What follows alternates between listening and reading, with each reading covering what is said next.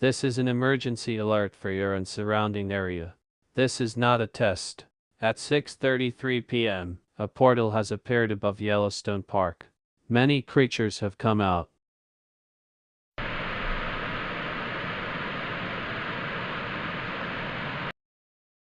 This is one of the creatures. The creature is a 20-year-old, has a yellow shirt, blue pants, and a blue helmet. It seems to have a burn spot near its eye. We don't have a lot of information, but we urge all people to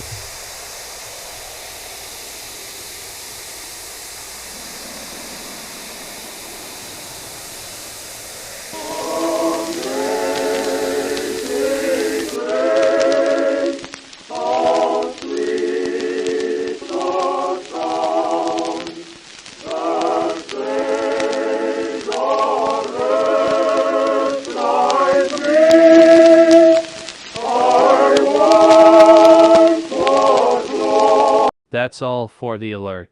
Thank you for listening. Make sure to follow all instructions. Good night.